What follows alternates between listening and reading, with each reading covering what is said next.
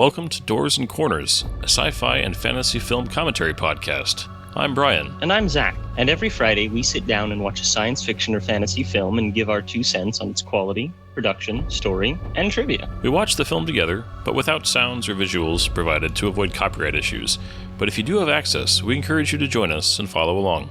Here, we like to keep things casual, and there may be discussions of spoilers or sensitive materials or language. But we do try and keep things clean and family-friendly. Ultimately, the goal of this podcast is to create the experience of us all sitting down and watching this movie together. So get ready to hit that play button, because we're about to get started. Damn Doors and Corners, that's where they get you. Welcome back to Doors and Corners. I'm Brian. I'm Zach. Man, Zach, we're going back to your childhood and my early adulthood tonight, aren't we? Yes, we are.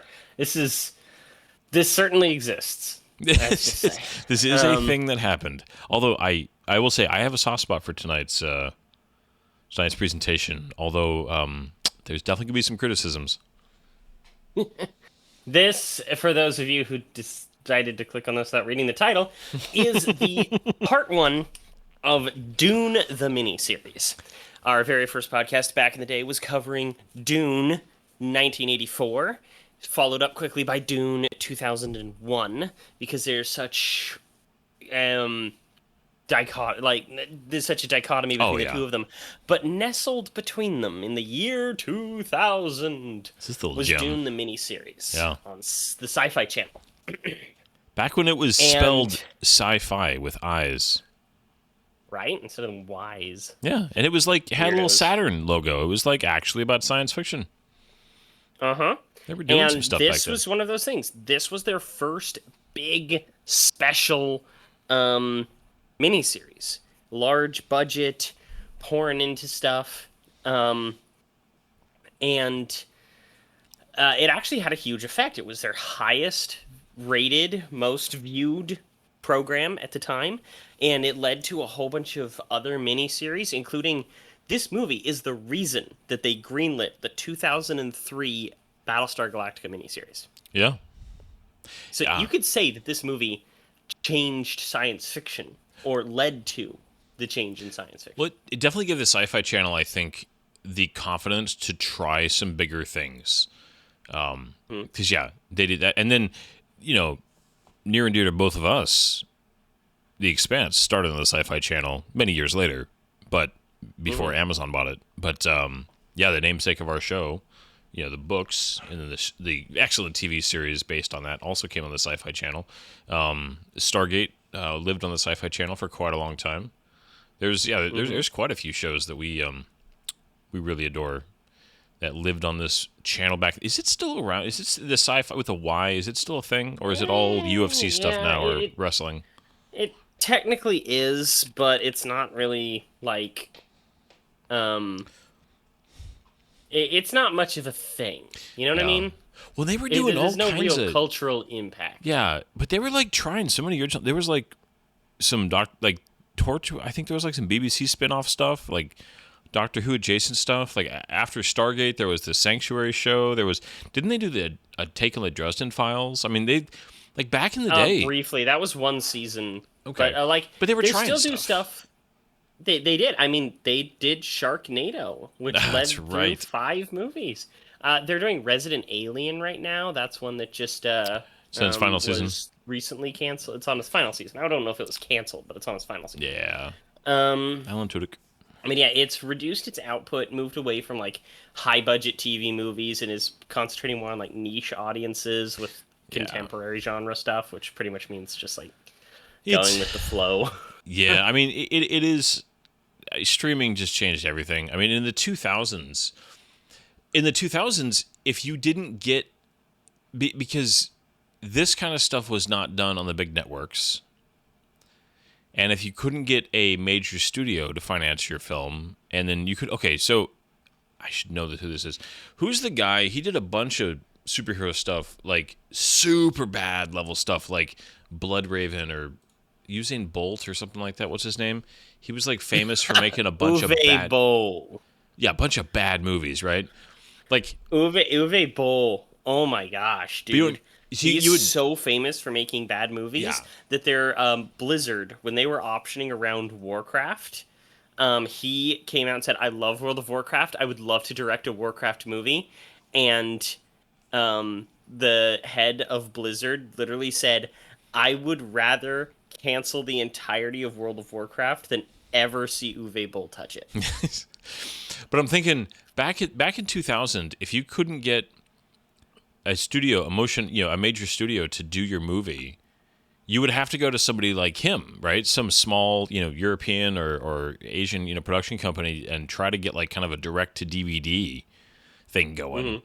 But, these kind of premium, because this is the area where, I mean, heck, even HBO doing like premium television was just getting started with like The Sopranos and The Wire and stuff like that. We're just, this was a true, I mean, this is only, I say only 25 years ago, but this was a different era of television. I mean, this is way before Netflix wasn't even an idea at this point. The PlayStation 2 was brand new. Things were crazy, man. Yeah. And this particular movie, I remember really wanting to watch this because I grew up with the 1984 Dune, and my dad got really excited when this was coming out because this was just before Lord of the Rings. And I just remember him being really stoked for all this stuff. And we didn't have the Sci-Fi Channel because we couldn't afford cable. And he had my grandmother, who was like in her 80s at the time. He taught her over the phone how to set up a tape to record it. VHS, man. A VHS tape to record it off the TV. The timer and she was programming able to successfully do so. On any VHS player, anybody who exists from that era, that they never worked right. They were always a pain, and no matter what you did, the instructions were wrong. Or at least it seemed like it. So just, Well, he didn't trust the timer programming, so he just had her go in there and press record. Yeah. And then wait 2 hours and then go stop the recording. That's awesome. Yeah, it was a smart way to do it. Yeah. And no, that's awesome, man. That's memories for sure. Right? So I didn't actually see the VHS. He didn't want me to watch it. He knew that there was sexual content, and I was like 9 years old. It do be in the books.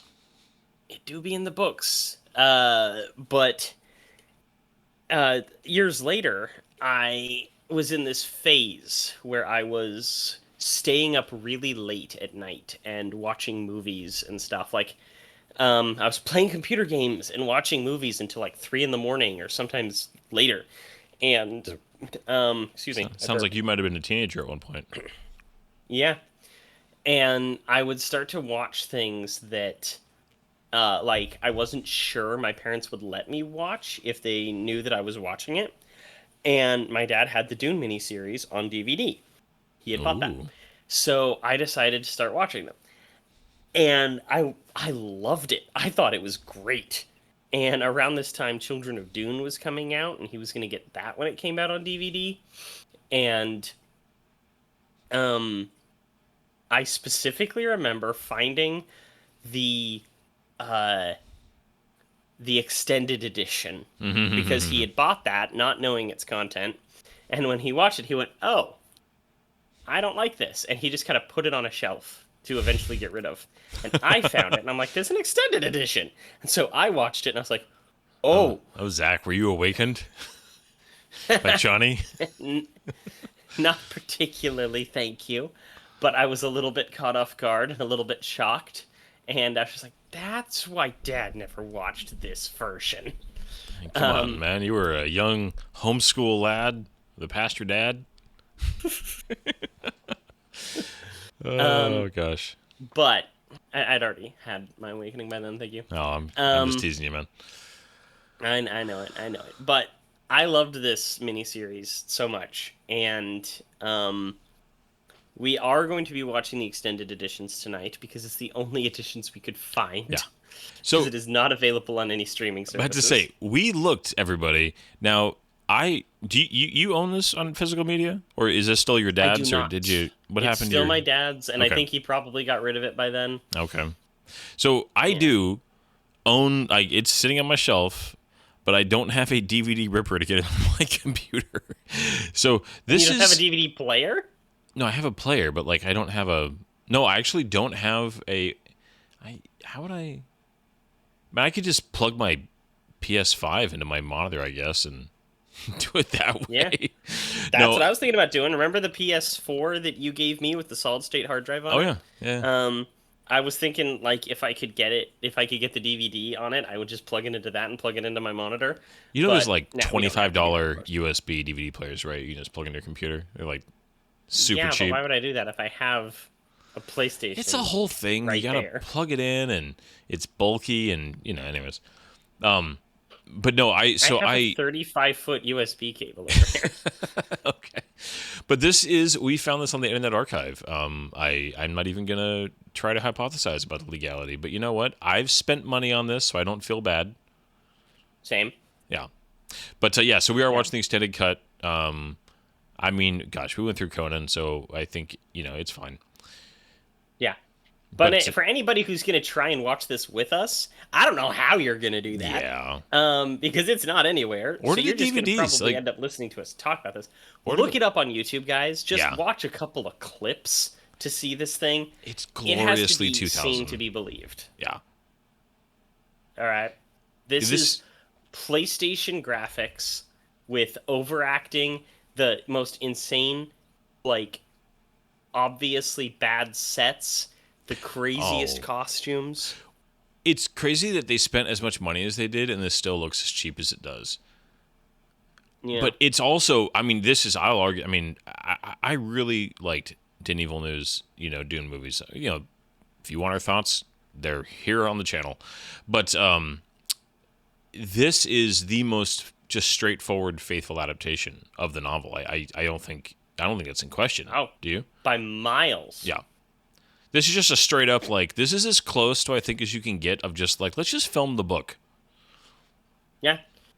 And so, with filming this movie, they filmed it in the Czech Republic because it was cheap to do so. Yep. It was too expensive to film in any form of desert, and they just kind of needed to be able to build the sets, cast the extras and the cast. So much of this movie is Eastern European. You can tell with a lot of the smaller casting also, but it does work. I remember too to segue into the cast of this thing, so much marketing about the fact that William Hurt had won an Academy Award, and like that was just Oscar winner, all Hurt. over this every time they could mention it. We have an Oscar winner in this thing. Now, no offense to William Hurt, he's a fine actor, rest in peace, and I don't even remember off the top of my head. I feel bad as somebody who enjoys film. I don't remember what he won his Academy Award for, but I think it was a supporting role, if I remember right. But anyways, there's nothing overly special about his performance. But I just remember that being the two biggest selling points were it was never just Dune. This is Frank Herbert's Dune. Like there was something they always made sure to put Frank Herbert's Dune. In case you were not sure and thought it was somebody else's Dune. Do you remember that? Yep. Yeah. A little bit, because they needed to differentiate it from the David Lynch. 1984 Dune, Yeah. So they gave it the little subtitle. Let's see. Received an Academy Award for Best Actor for Kiss of the Spider Woman in 1985. That's right. Man, I haven't seen that I've movie. never even heard of that movie. I know I've seen it. I barely remember it. It was decades plural ago. So yeah. Yeah. But he was a big part of the marketing, and then just the fact. And what's funny is the effects and the scale of this and the budget were like part of the fact this is the biggest thing Sci-Fi Channel has ever done, and it's this big ambitious project, and 3 chapters. This was marketed heavily, and I also at this point in my life I did not have cable. I mean, I was I grew up with rabbit ears and VHS tapes. And at this point in my life, I had, I got married in 2000 and was just buying my first DVDs. I got The Mummy and Independence Day. Those were my first 2 DVDs. And I got this, I couldn't find a way to watch this legitimately, so I had to wait. But I mean, this was one like I remember when the DVD came out, like I was waiting for it, and I went to Borders bookstore and I picked it up. However many months after this thing debuted that it came out finally, and I also picked up the extended edition, and did not realize my wife and I were like, oh, well, okay then. And but we that there. I mean, it's only like 2 nude scenes in like the first and second it just one, catches I you think. off guard because you're like, this was a broadcast television thing, and it's it's whatever. But no, I was very excited about this. I've watched this several times. It's been a few years. But yeah, why don't you give us the rest of the rundown, and we will jump into this sucker. Sure. So, as mentioned, this is Dune Frank Herbert's Herbert's Dune.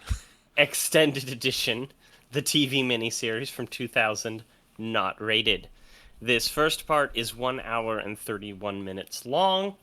It was written and directed. It does. I forgot that it does something weird with how miniseries are done. It was written and directed by John Harrison. And he's kind of a nothing burger of a guy, to be honest. Like, he did some notable things and then just kind of vanished off the face of the earth. But he was, this was a passion project for him. He really loved it and wanted to be really accurate to the book. And it is, of course, starring Oscar winner William Hurt, Alec Newman, Saskia Reeves, Ian McNeice, Julie Cox, I'm going to butcher this pronunciation, Barbora Kodotova, and that's the woman playing Chani. And it's also going to be, let's see, who else is worth mentioning in this just massive list of people. Yeah. Well, how many characters probably are in Dune? P.H. Moriarty as Gurney Halleck, who is unfortunately awful in this movie. Yeah, this is definitely a mixed bag of acting in this miniseries. Who plays the Baron again? What's his name? Ian McNeice. I remember thinking he actually he understood the movie that he was in. Yes, he did. He's so over the top, but he's also of Doctor Who pedigree. He played Winston Churchill in Doctor Who like dozens of times. I could see that. Yeah. I remember even watching this overacting and thinking he's probably a good actor. He's just hamming it up for fun in this thing here. So. Oh, very much so. Alec Newman. So. Okay, the only thing I can think of is that he had, the run in Star Trek Enterprise season 4, as one of the eugenic dudes. The augments.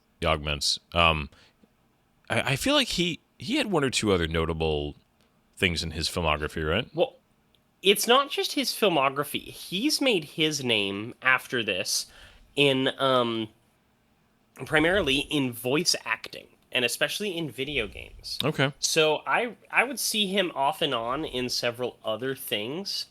He was on stuff like Netflix's TV show The Last Kingdom, the TV show The Bastard Executioner. I remember watching that. I know that there were others. He was in a Dracula TV series that they tried to do back in the day that was not good. But then you go look at his voice acting credentials. He was in 2 episodes of the show Angel. I recently watched that early last year with my wife, and I remember it's miniseries Paul. Paul Atreides. But right around like 2010 or something, he started doing voices, and holy crap, like all kinds of stuff. GoldenEye, Fable 3, GoldenEye 007, which was an attempted remake of GoldenEye in 2010. The classic GoldenEye, Dragon Age 2, Witcher 2, Dragon Age Inquisition, Star Wars The Old Republic, Divinity Original Sin 1 and 2, Assassin's Creed Unity, Witcher 3, all the Final Fantasy games, Warhammer games, Neo, Battlefront 2, the post-Disney Battlefront 2, and just all these other games, including smaller stuff like that gained huge critical notoriety, like Vampire and A Plague Tale: Innocence, Xenoblade Chronicles. The one that pops out to me, however, that you and I would know, is Cyberpunk 2077. He did multiple voices, including is he Adam Smasher? He's Adam Smasher. He's right. also the guy who invented the biochip that you have to kidnap off of the downed transport. Anders Hellman. That's right. Yeah, he's a bunch of other voices too of small characters throughout the thing, and then even then, I mean, he's in Phantom Liberty, Alan Wake 2, Winnie the Pooh, Blood and Honey 2. Oh gosh. Okay. He's in every single Dragon Age game from the look of it. So yeah, he's just a huge video game voice actor, and he looks great for his age, by the way. Yeah, it sounds like specifically CD Projekt Red and Larian Studios, he's, just worked with them a lot. So yeah, that's what it looks like. Was he in Baldur's Gate? I bet he'd be in Baldur's Gate. I mean, there's so many voices in that game. If he was in both the Divinity games, it makes sense. No Baldur's Gate, but he was in Elden Ring. Okay, all right. And the Horizon games. Wow. Yeah, I mean, that's it's interesting because he was somebody who, I mean, this was a big deal, I'm sure, getting this role in 2000. And then, he's one of those actors that just kind of,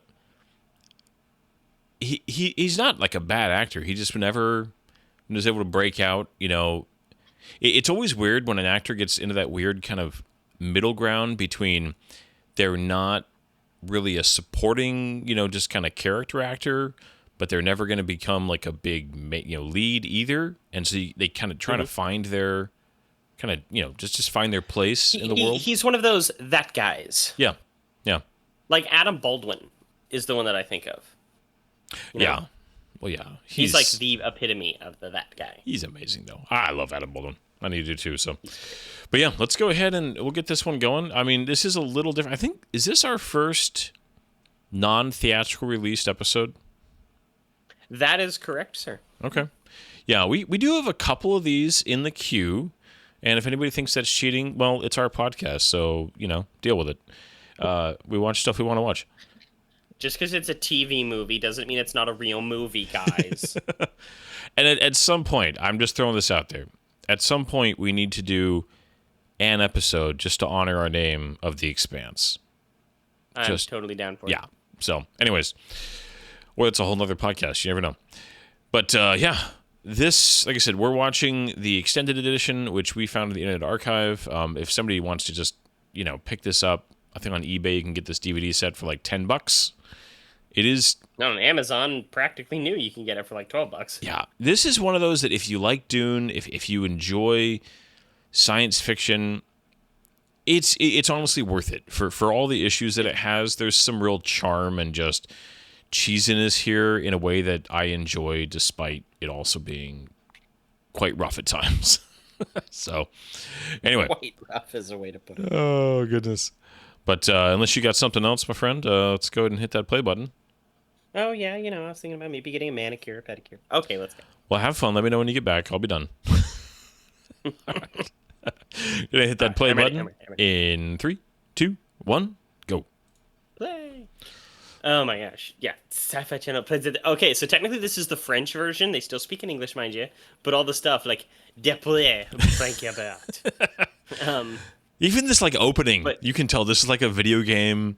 Like I swear Westwood Studios, had already done this graphic for them before, right? their role-playing, their real-time strategy game with the right? It's got a moving shadow.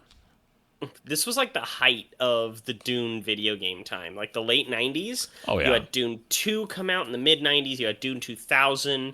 You had this weird little like Dune almost role-playing game type of thing that had come out that was awful. Yeah. Around this time. And they were really trying to do stuff. Emperor Battle for Dune, which I could never beat because it had cheated. Wow. I swear it was Australia there for a second. Okay. So, one of the things I will say about this movie is the music is quite good. It is, yeah. It it's not sophisticated, but it's not bad. No, it's Um, they sufficiently give it kind of that mystery. And then even here in the opening, they kind of have it fall, and they're actually giving, the Princess Ilian, narrating it, which I do love that. This is one of those where it's such a big part of the book that I kind of like it. And then the transformation here into like the Baron's face in the second, the planet is just a cool, they were trying. I will say there was genuine effort. A lot of effort was put in. Yeah, there was a real effort put into this, which I admire. So for those who don't know, the book features the Princess Irulan adding annotations to the beginning of every chapter. And it provides information, it provides context, little hints and things of what's coming next, and it's really cool and interesting. And so they take that and they actually use the character of Irulan as a way to do exposition and set context for what's going on in the world, so that way they don't have all their main characters having to, talk about it and just say it out loud. Yeah. Yeah, I mean, because the framework of this is actually a history book being written by her. I don't know. I've always liked that kind of stuff. I think that it's it's back before like meta was a thing.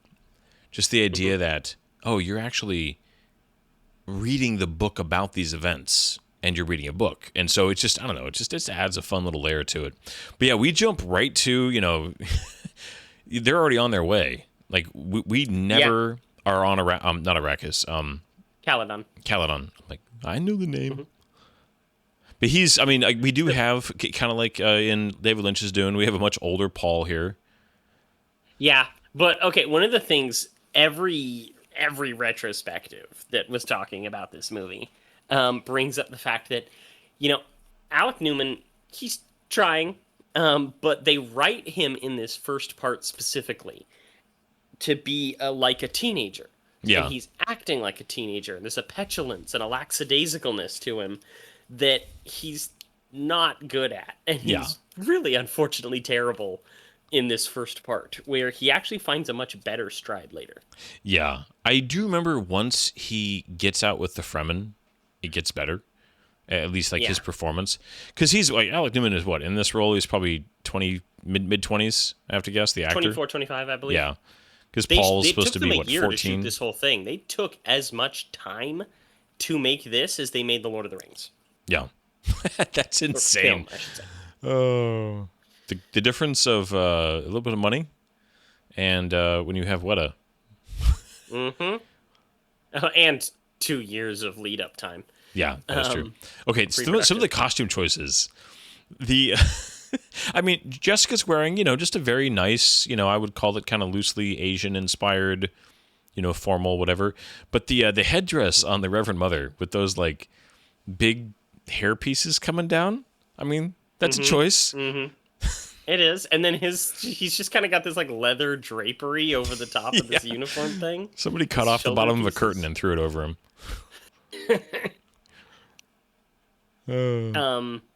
But that really, go ahead, sorry. It so much more brightly colored. Like, think of the other two adaptations of Dune and them doing the Reverend Mother scene. This is like, it's so dark. It's so lit. It's blue. There's color. This looks like a Star Wars video game cutscene. Doesn't it? It does. The way that it's lit. Look like a Star Wars video like game this cutscene. Totally could be a cutscene from Jedi Knight. You're right. Very Republic-looking uniform on him there. Yeah. But the dialogue, a lot of it is taken just straight out of the book. Yeah, they really did. They just... I feel like they had to have had some copies of the book floating around the set, just like constantly for reference, right? Well, they made a lot of them read it. The guy who wrote it, he wanted it to be as accurate as possible. This woman here is another kind of just like, she was a local Czech actress from Prague. This is really the only major English thing she ever did. I cannot pronounce her name to save my life. I'd be totally unable to. Yeah. It's like Zuzana Gislerova or something like that. We get the dumb Jabbar here, and this was. I do like that they immediately also set up the fact that he kind of resisted the voice, and that there's a. I don't know. I mean, again, because they're just not copying. They are following the book. They kind of establish, again, a little crudely, but Paul is he's already, pretty capable because of his training, and they kind of go through and show that more in this. That is an interesting effect. Yeah, of course, you got this straight out of the book here. The fear liturgy. We see the fear liturgy. We also see a holdover from the 1984 Dune, okay? Which is that the Gom Jabbar is something that goes over her finger. That was established in David Lynch's Dune and is not in the book anywhere. It's just said that it's a needle. Yeah. Yeah. I always just kind thought of a representation thing. Okay. I always kind of liked that idea. I mean, it's interesting is in the Denis Villeneuve one, I always thought that it was a little thick. The big old needle thing. It looked more like a knitting needle. I suppose so. But he survived. That's what a mom wants to hear, right? I mean, and what's interesting though is again there is very little build up for that. That was what 15 seconds with his hand in the box. They really went fast. Yeah, I mean, it's like a 5-minute long scene in the Villeneuve version. Well, and even in the David Lynch version, they really make a big point. That is one of these scenes, right? When you read and shoot Dune, you just okay, we have that whole scene with Reverend Mother. Got the swirly force field, walkway. Interesting comp job behind him. Interesting is one way to put it. That seeing the keying around the hair is something that I've learned from others, learning about special effects. It's just oof, that's tough. I like how they do these shields. I genuinely believe that looking at these shields is something that Denis Villeneuve took for his version of Dune. Yeah. I love the way that Villeneuve did his, but this was I remember watching this and I'm just oh, that's exactly how the shields should look. I thought that it was great. Yeah. Well, especially after the orange light boxes from David Lynch, but the Gurney is man, it's interesting. He's singing soprano. This actor is not a horrible actor, but he is horrible in this. He's so bad. It really well, and I mean, and there's his delivery for fighting, and he does it so many times throughout the series. And the way he's he's even with the he's just it's just so weird. And I mean, after especially too the comparison now of Josh Brolin's just his gravitas. Even though I actually think they could have done more with this character in Denis Villeneuve, and of course, Patrick Stewart, just being Patrick Stewart. What a pedigree for a character, you know, all the people who have played him. The highliner. Yeah, this is an interesting design for a highliner too, because Villeneuve is elegant and kind of monstrous. This is so technical, This is something you would expect to see in... Actually, the closest thing I think it would be Babylon 5 almost. This does have a little bit of that. Well, and I think Babylon 5, because it was such an early example of CG right in this time. Babylon 5 was what, late 90s, right into 2000, 2001? I want to say it was 94 to 99. Okay, but there was a couple direct-to-TV movies they made. I know that it kind of continued its presence after, but yeah, this is very much carrying on the tradition of that special effect level and just some of those design decisions. I mean, I kind of like it though. I like that it's moving. Like they give it a dynamic quality. I mean, Denis Villeneuve's Dune is so epically clean and just just the geometrics of the Harkonians. It's so striking, and everything about it is just awe-inspiring. And this is just a little more practical, a little more like, all right, we got a spaceship. It's kind of a cylinder so that other ships can go inside of it. So when it jumps, it goes with them. And it's. But again, like all the stuff on the walls, like looking at like this set right here, you have the random, half gear thing on the wall, and the other kind of weird art thing on the other side. It's just, you can tell that somebody just mashed like Star Wars, Babylon 5, and 2001: A Space Odyssey together in their minds, and just here you go. Yeah. The word you're looking for there is agreeably. Okay. Have you heard the phrase greebly? No. Educate me. I do apologize also. I'm still a little bit sick, if you recall from last week, and there's gonna be some coughing and a little bit of it's gross. I'm sorry. How dare you, sir? So greeblies is a phrase that I heard from Adam Savage of Mythbusters and Tested, who has designed and worked on so many props over the years, especially Star Wars, and those little just mechanical things that you see cheap prop makers and special effects artists put on ships to give them a dynamism, a realism. Yeah. Instead of being smooth, it's a greebly. Okay, we actually get to see a navigator. Mm-hmm. Yeah, we still haven't seen a navigator in Villeneuve's Dune, and I'm pissed about it. Yeah. Like that's one of those things that I'm actually a little bit mad about. I kind of like this version of a navigator, this weird bat thing. Well, you should be able to tell this is somebody who's just so saturated with spice. Yeah. Just so insanely mutated and saturated with spice. But this one, you're also able to see the human in it a little bit more than you were the Lynch version.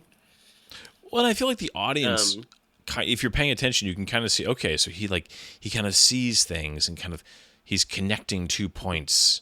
Because I mean, essentially, it's folding space, right? That's the thing. Yes. Yeah. The idea is that you can fold space, but the problem with folding space is that you can do it instantaneously, but you have to know exactly where you're going, or else you might fold into something, such as into a star, into a planet, into another ship. Are you suggesting that jumping through hyperspace ain't like dusting crops? Sorry. No, jumping through hyperspace is not like dusting crops. In fact, sorry. I even dare say that Star Wars handles hyperspace and things in some occasions almost better than Star Trek does. Mm-hmm. Because there is this idea of like, we don't know what's on the other side. We have to do these really precise calculations or else we're going to end up in the gravity of a star or something. And they've used that in Star Trek a few times, but it's a little bit convenient. We're just going to drop out of warp. Okay. Well, the big thing. Yeah, I forgot that it was the second thing here. Yeah. Well, Star Trek really cheats by basically letting their sensors work at full capacity, even in warp, which is a big old cheat. Yeah. But anyways, I always liked the idea that the Highlanders, I mean, they do fly around, they do move, but not very fast. It's really just a big container for it's the a navigator. Shipping container. Yeah, just a shipping container that the navigator just takes where. Yeah, okay. So we got Triangle Boy here. Sorry, just again, some of the costume decisions in this movie are their choices. Mm-hmm. This feels like a stage play. Everything about this setup, the costumes, the way that they're speaking, the dialogue.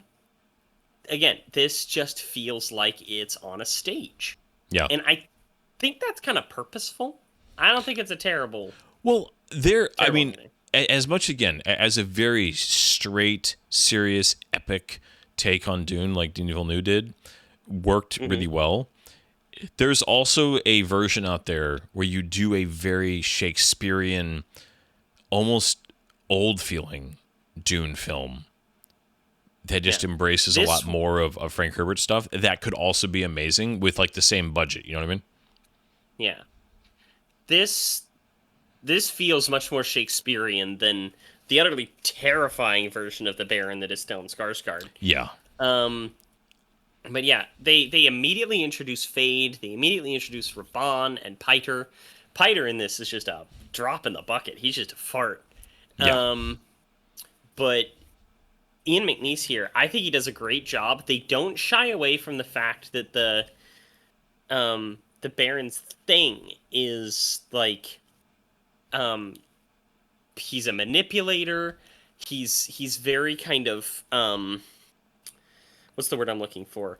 Well, he Political. He's a snake, and Yeah. they also don't shy away from his homosexuality, which they did in the recent one because the '84 Dune was accused of being intensely homophobic.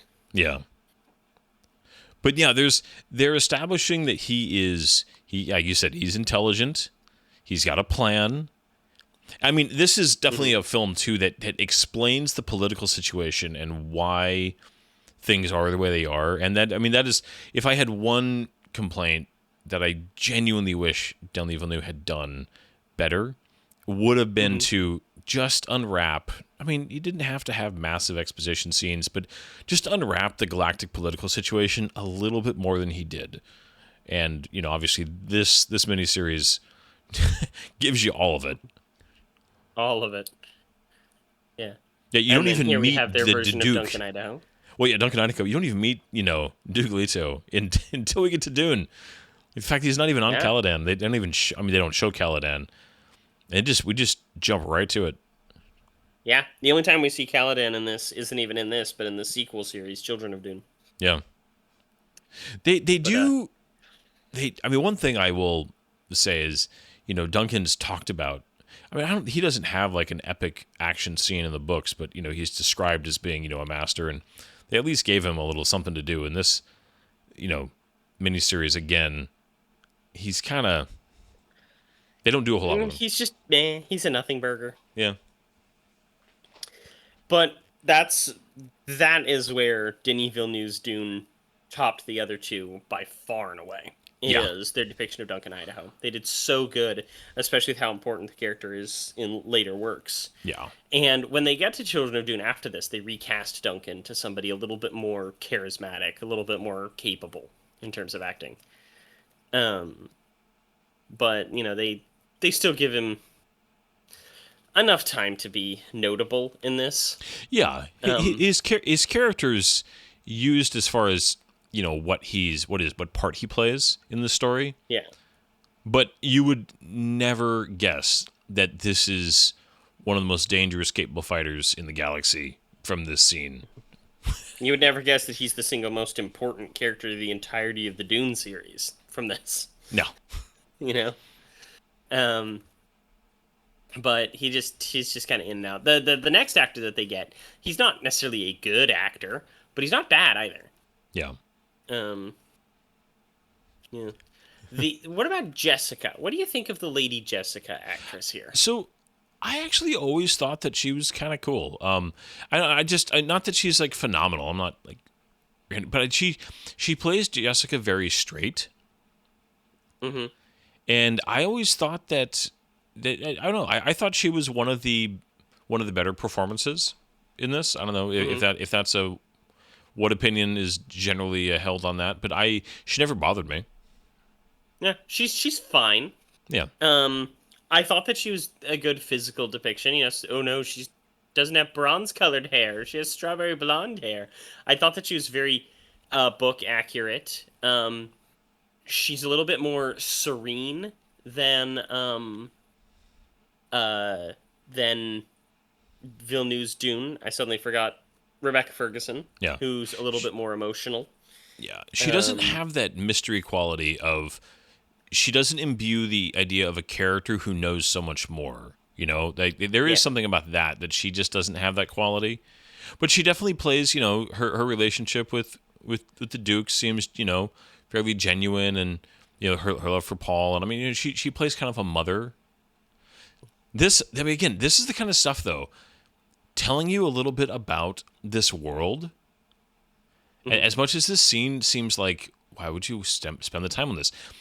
This is all explaining a lot about this world and the Fremen and just what the Harkonnen left here. And, there's just, I do wish, again, little sprinkles of that had made it into the newer one. Yeah. And here we have Thufir Hawat, who we met earlier. We talked over it. But now he's dressed like the Joker is going to a ball. Yeah, he's got a hat. Yeah. He's got a hat but it's and a just sash. The colors, yeah, it's weird. But these side characters, the only one that they give a lot of really good time to, because they don't give enough to Duncan Idaho, is Yue, which I do appreciate. They make him notable. And they make him stand out as somebody important to Paul. We have the introduction of Shadout Mapes. Yep. Very different from the other two versions of Mapes. What do you think of the way they did the eye effect in this film? Oh, I thought it was brilliant. It's a little off-putting. It obviously isn't real, but at the same time, I really like it. For those who don't know... Yeah, go ahead. Do you remember how they did it? Did you read about that? No, I don't remember the technique they used. I just know it's so striking. I mean, there's something to Denis Villeneuve's very subtle approach to it. This one is like, you can see the Fremen, like their eyes are like glowing. But it also... Because they literally are. That's not special effects. It's practical. Do they wear contacts that had like a reflective... That is exactly it. It works. Anytime that you see the eyes like this, there's a UV light just off camera that is shining at an angle that makes it stand out. So that way... that's a really creative solution, especially for the time when you couldn't digitally comp that stuff in. You'd have to find a way to do it practically. Exactly, it would cost too much to comp it in, like they do with Villeneuve's Dune and like they did with David Lynch's Dune. And I think that it's very remarkable. It makes them really stand out and make them notable because they are described as luminous blue eyes in the book, the eyes of Ibad. They also really place a focus on this terrarium, this greenhouse kind of thing with the plants. This was a big part of the books also. It kind of was a symbol almost throughout the first 3 books of the series of being Dune's possibility. Yeah. Yeah, but I like that they give... See, to me, this is also an important series of events here where Jessica's coming in and establishing her authority. She's also establishing that we're not the Harkonnens. The beginnings of why the Fremen would maybe give them a chance are kind of being established here, because the way that they act is going to filter through kind of the grapevine, so to speak, of the Fremen. I mean, all of that helps establish Paul's connection. I mean, I don't think that they go heavily into it here, but they do in Denis Villeneuve's, where they talk about Duncan Idaho being out with the Fremen, kind of establishing that relationship and being at a siege and stuff. But I mean, Jessica's given a lot more to do here. Mm-hmm. Yeah, this is a really interesting thing to me because this is you can read into like colonizer stuff and other things that people want to talk about with people coming in and like changing customs, and it like messes up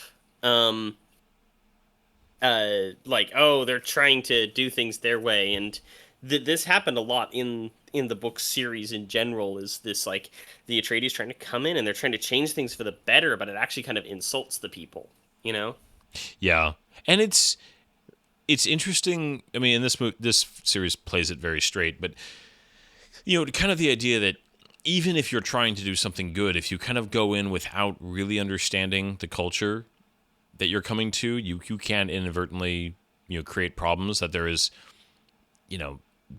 people who are being total villains, people who are being total heroes in their own minds. There is an importance to understanding the complexities and nuances of another culture, especially one that's very different than your own. Mm-hmm. A little council meeting here. Yeah, I can't remember. I Is like this the the council lighting. meeting where they introduced Stilgar?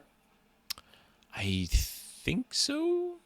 Yeah. They didn't make a big point of like, Paul, come join me. I do like the lighting. You know, these like kind of like on the table, the kind of geometric. Although the glow spheres were really cool. The Glow Globes. The glow globes. I mean, at least the way they did them. Yeah. Sorry, I'm trying to like listen because they're doing this whole thing where they're setting up that Paul, ooh, he's so wise beyond his years and all this stuff, but they still play him as just a petulant little brat. Yeah. Gurney's laughing at him. Gurney's got like the neck thing too. Like, it looks like he stole a prop from like a Knight's Tale. Yeah. And strapped it around his neck. It's a gorget. Yeah. Is what it's called, a gorget. But they, again, everything's very brightly lit. This is Yeah. Well, they're really proud of these sets. They built huge sets for this thing with a whole bunch of like outer locking, and they wanted a certain amount of brutalism to like naturalism and brutalism to Arrakis itself. Then here in Carino, which we're just being introduced to the planet Carino and the character of Irulan Carino. Wait, I just said the planet Carino. It's not the planet Carino. House Carino on the planet. Oh my goch, did I just forget the name of this planet? My brain's failing me also. I apologize. It's the Emperor though. It's the Emperor's Kitane? world. Is it Kitane? Gosh, I need to redo Might it be again. It's Kitane. been a few years. But anyway, they're interested here. They wanted a very Art Deco 1930s thing. Everybody's got Like, these hats. Look at it. Everybody's got a hat. Look at the fucking hats. It's like, Which I love it because there were such absurd hats throughout history. Think of the popes and the cardinals and everything. Absurd hats is like a piece of human history. Why don't we bring back the absurd headdresses? Okay, let's do it. yeah. Wait, was this like? I wonder if they were inspired at all because Fifth Element was late '90s, right? Yeah. Fifth Element was just a few years before this. Yeah. I wonder if there was any like, oh, that was cool. Just a little bit of crazy in your sci-fi. Yeah. So this actor here playing Shaddam the Fourth, he was actually like the second listed behind William Hurt, Giancarlo Giannini, and I remember him mostly from the movie Hannibal, where he gets his belly slit open and he's pushed out of a window by Hannibal Lecter. But he was also in Casino Royale and Quantum of Solace as René Matisse. That's right. Yeah, he's done some pretty mainstream stuff. He has indeed. He's done some really good things. So I see. Look at like this. Yeah. Like a scene like this. William Hurt also. It's a weirdly stiff delivery he does here. Like his cadence. Well, just he's kinda, William Hurt. Everything he does is weirdly stiff. Yeah. I have never seen William Hurt not give a weirdly stiff performance. Like, even as Ross in the MCU, right? He's just like, that is Banner Betty. I don't know kinda how his he won an style. Oscar. Yeah. He's such a block of wood. Yeah. Do you remember him in Lost in Space? Yeah, it's just rough. I mean, for me, the most interesting film I remember seeing him in was M. Night Shyamalan's The Village, which I actually okay. I actually liked that movie quite a bit. Oh, yeah. That's a huge episode of The Twilight Zone, just for film. And I think that it gets a lot more hate than it deserves. Some really good acting in that movie by Adrian Brody and Joaquin Phoenix and Bryce Dallas Howard. Bryce Dallas Howard. Yeah. But I remember him not being awful in that film either. As somebody who's, I think he works as somebody who's like has secrets. Like he does work as an actor who knows things. Okay, you can see again. That is a shot out of a Westwood Studios video game. I swear to God. Yeah, it's like a matte painting. A little bit digital comp over it. Yeah. Yeah, it's weird. One of these weird beds that's like in the middle of the room with no like headboard on it. It's just like, all right. She's gonna roll right off, I guess. Just chucked a couple I'm not mattresses rich in the enough middle. to have ever been able to have that, Yeah. They do pretty good at establishing the relationship between these two. They do. I do feel like the efforts made to show they do care about each other, because that is one thing about, I think, most of the adaptations in the books, big two, that the genuine love they had for each other is a big catalyst for kind of some of the stuff that happens, because it drove so many of the choices that were made. Mm-hmm. Especially in Jessica's part. The choice that was made, in fact, which was the creation of Paul in the first place. Yeah. Her singular choice to have a son essentially destroyed the galaxy for the next 10,000 years. See, it's what happens. Good job, Jessica. But I just wanted to give my Duke a son. I'm sorry for the couple trillion people that died. Yeah. Oops. My bad. Wow. Yeah. But, like, they dwell on this scene for a while. There hasn't been a cut. They, like, zoomed in. They're just talking in bed, kissing. There's some affection to it. Now they're zooming out. They're softening the light, dimming it. And it's, I don't know, it's an effective scene. The way that I would best describe this movie is that there's a lot of really good effective scenes, if blunt. Yeah. It's odd because you can tell, this is going to sound mean, like a backhanded compliment. I feel bad about that, but it's also true. This is a movie where I think there's a lot of effort without the talent to kind of back up the effort. You know what I mean? I don't think it's the talent. I think it's the budget. You think it's the budget? Because I mean, there are people who have made some amazing things with almost no money. No, but the thing is, once they made the decision, once they made the decision that they're filming in the Czech Republic, they pretty much limited themselves in a pool. And they were just like, okay, we got to get William Hurt. We got to get a couple of other things. And we're going to spend our money on that. And then we're just going to put together everything else that we can. So I think that they limited themselves. Once they chose their filming location, they were stuck with the sets, they were stuck with the lights, they were stuck with the actors. There was nothing they could really do about it. Yeah, maybe. But I mean, perhaps better choices could have been made with their budget and their location. Absolutely. I'm not saying that you're wrong, but I think that the primary factor is going to be budget.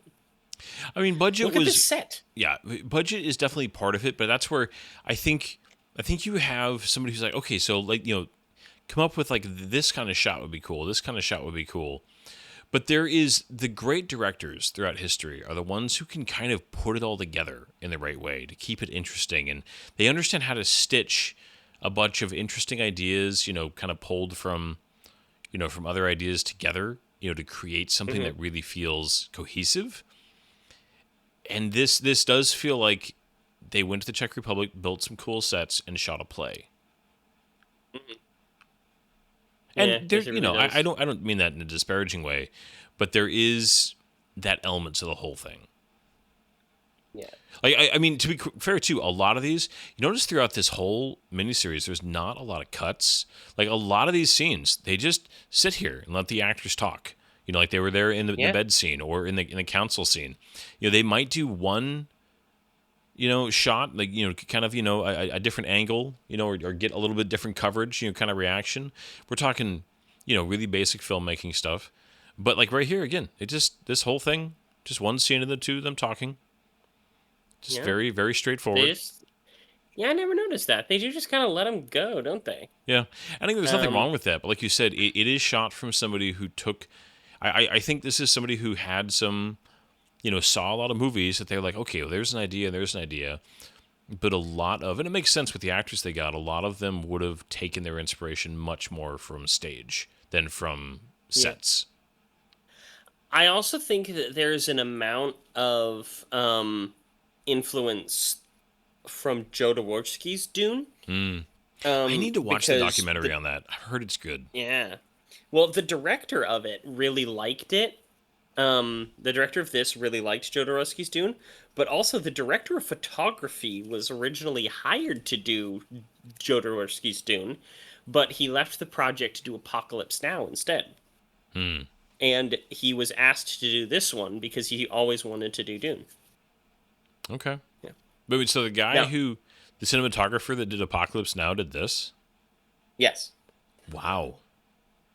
So, I mean, I'm not, like, that movie, I have issues with it on a personal level, but it is a gorgeous film. Yeah. Interesting. Yeah. Now, this actor, okay? This guy doing Liet Kynes, I think he's excellent. Like, genuinely, I think that he's just another one of these Czech actors. He's been in a couple things, like A Knight's Tale and The Crow, and Mission Impossible, right? Yeah. But he's not a star. But he I think he genuinely is one of the better actors in this. I think that he has some really good scenes. I think he brings this kind of like creepiness to it at first. I don't know. I think he's great. I just the motion blur. I'm not gonna say I'm transfixed by him every time, but he gets my attention. Every time he's on the screen. texture resolutions on that sand and those rocks. That's another one of the things about this movie why you can sit here and say that it's aged so badly is because this was broadcast on a CRT TV. You know, It does help. That really does help. So us seeing it here in HD is just kind of an unfortunate circumstance for the special effects. Yeah, the visual effects work. I mean, at most, it would have been rendered in 480, probably 480i resolution when this stuff was originally like comped. Back in 2000 or 1999 is probably when most of it was done. Yeah, but yeah, Liet Kynes, yeah, he's got that, kind of a little bit creepy, a little bit mysterious. Again, just somebody who, he's kind of a strange old hermit. Yeah. Quality to him. But if anybody doesn't know that George like, Lucas definitely had read Dune when he came up with Star Wars. So absolutely. Sorry, I keep quoting Star Wars here. No, you're fine. I mean, there's even influence in Dune from the A Princess of Mars, the John Carter of Mars series. Yeah. Nothing is original. So this is, I mean, gosh, I feel like this, along with the Gum Jabbar scene, the fear sequence, are probably the two most, in my mind, iconic like sequences. Mm-hmm. That you're like, shooting these, and they play this so straight. Again, I kind of like the design of the harvester. This guy's little legs. Yeah, they were always described as being bug-like. Yeah, and this one does quite well at making it bug-like. I think that they've never had a bad harvester design in the Dune movies. Like each one of them has their own. It's a little big old this bug vacuum cleaner. Little factory, yeah. It's like a Roomba had sex with a beetle. Man, okay, we got to talk about the ornithopters a little bit, right? What ornithopter?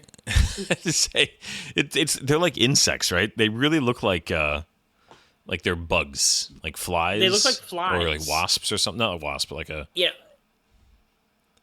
like a fly. I love it. Just like the little staircase. Get out, and you just chuck in the seats. So, in terms of production design, they built an ornithopter. That's it right there. They built one giant physical ornithopter, and that is every single ornithopter through the rest of the series. And they digitally scanned it and replicated it for every other ornithopter in the series. Oh my goodness! Sorry, I'm just like, this is so like. There's no tension to this scene. There's almost like none. There's no tension going on. This is so. I mean, the actors are kind of like, kind of yelling a little bit, but there's just not that sense of like foreboding, like the worm's coming. This is a big deal, and it's man. Like part of it's the music. There's just no music right now, and there's nothing in their body language that says we should be worried. Kynes is just like, da-de-da. Yeah, it's like, that's interesting. There's the worm. Here we get the first glimpse of the worm, though, which I think is a pretty good worm. I mean, especially for the times. I really think you need to put an asterisk asterisk on that one, because for what they had to work with, I think they did an outstanding job on the worms. Yeah. And then here, there's no cutting it close. So you just like, all right, I should leave now. We just leave. Yeah. There's zero like, I mean, there's a tiny bit here as it like goes up. It's like, oh, we're a little heavy, but as we watch this again, there's no sense that like they barely made it, at least to me. Yeah. Not in the slightest. So the design of the still suits was interesting. They're kind of baggy, which is okay because it never actually says that they weren't baggy. There's some stuff hanging off of them. I like the mottled look to them that fits with being kind of desert camouflage. This is cool. I like this scene. The worm coming up underneath the ornithopter. It's got these big spiky jaws. It has that kind of like prehensile mouth that comes out. I do like this though. I like how like high up it got and then kind of falling down, like kind of curling. There is that very like it feels weighty. Oh yeah, there is that very kind of Star Trek-y, there's like the computer voice in the background going like, like weight exceeded or whatever he's saying. Just like constantly in the background. Yeah, it is. It sounds like an airline. So the still suits that they designed here, though, they actually base them after NASCAR cool suits, which pump water through the capillaries to keep the wearer from overheating. And they used it in a couple of other movies as a general design, but they wanted it to have the right form for it and look like it would be carrying water throughout, And they'll notice like the little pouches on his back and everything like that in this scene. Some good thought went into these still suits, if on a budget.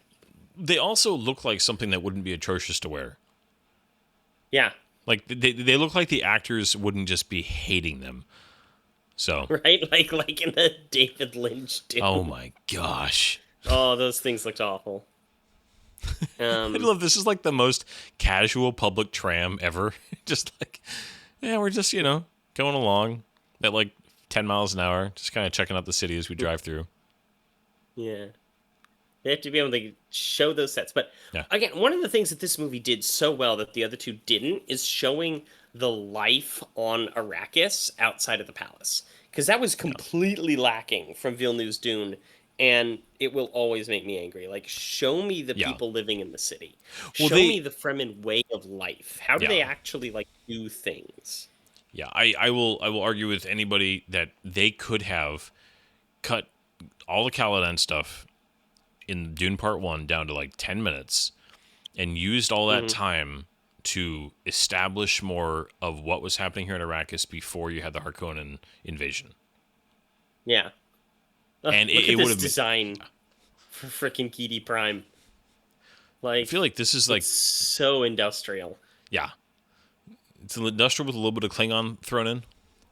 Yeah, it feels so Klingon. I would not be surprised if, they reused this for Enterprise, know?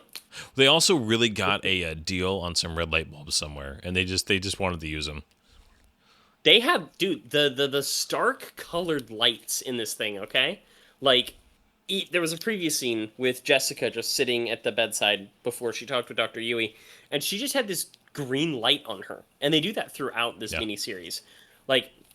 Normal lighting here on Piter as he's looking at his little measuring toy, but then there's this orange-red light on the Baron, really makes him creepy and greasy. And then later, especially with Paul, the blue light that they use on him while he's all Muad'Dib. But even here, have you noticed how much more the camera's moving here on Harkonnen? During that whole conversation, they were Gidi Prime.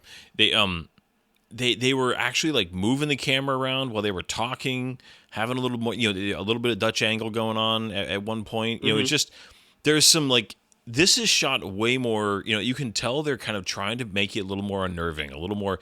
It's not just set the camera on a tripod, let the actors do their scene. Kind of the way it feels on Arrakis. Interesting weapon here. Paid doing his little birthday. But this dialogue though too of just the Baron just letting the audience know that no, I know what I'm doing. Yeah, like there is a plot. There's a plot to this movie that we're slowly getting towards. Just so you know. That is a weird weapon though, like the dual shepherd crook thing. Like definitely something to trip people with. Oh, he actually made some contact there. Now he's mad. Well, remember in Dune Part 2 how there's the one Atreides who wasn't drugged? Yeah. This is kind of supposed to be that. Oh, yeah. What I mean is, like, they really struggled to give Fade. He just swings it around like a freaking... I don't know. It's so bad. They make the Baron so gay. And then he just kills him.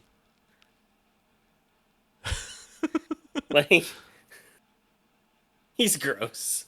He's definitely the actor who predator. plays Fade, though, I mean, the dude did go to the gym. I'll give him that. He did indeed. Look at this scene, okay? That is obviously just a still image, and they've just put this graphic on. Yeah. Like, it was just a photo. He wasn't moving at all. Oh, man. He's got his little They fudge over the... teaching flashlight there. Yeah. They fudge over what? They fudge over the Butlerian jihad thing a little bit, the no computers. Yeah. They mention it a few times, but some of the technology that they have is very computery. Yeah, I think it's hard to... Sometimes it is really hard to show something being high-tech without... that'd be a challenge. I mean, that would be up there with like... Do science fiction without showing computer-driven technology is in the same vein to me as write drama without any interpersonal conflict, like Star Trek had to. Yeah. Right.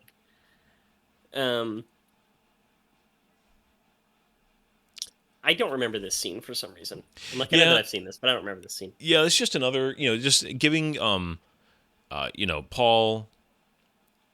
and just a little bit more. And talking about the ecology of Dune, I mean, I think this is kind of used to establish the biology of the planet a little bit, not the biology, the ecology? Ecology of the planet, I know the word. And just, again, this movie's not in a hurry.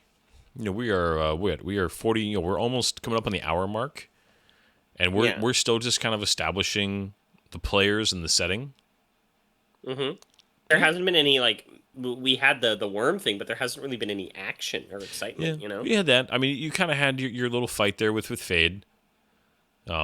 Fade, by the way, is kind of a nothing character in this movie. He gets Fade's a nothing character in, like, he gets one part in the book that gives him, like, depth. He is a plot device. That's it. He's just a plot device. The one thing I will say is Denis Villeneuve did, along with Austin Butler, just committed to that so fully, that vision of him, that they definitely made him a more dynamic, interesting presence. Well, they inherently changed the character. They gave him mommy issues. They made him weirdly obsessed with honor, which Fade is, like, dishonorable. That's, like, one of his things. Yeah, he doesn't care. He's one of those kind of villains who's care. Like, if I have to cheat to win, that's perfectly fine with me as long as I win. Well, that's what he does. He cheats. Yeah. He tries the part where I said that he actually gets a little bit of character development is he tries to assassinate the Baron using a poison needle inside of a pleasure slave. And that part is actually in, I want to say, the second part of this series. I think so. Yeah, I remember that being in this. And then he tries to kill Paul with a poison needle in the middle of their duel when he thinks he's going to lose, which they completely removed from the Villeneuve version. Yeah. Yeah, instead they... Yeah. Anyways, as beautiful as that fight was, I actually didn't love it. Yeah. So we got it needed music. Yeah. Our first look at Chani. Yep. She's a sand... she's a sand person.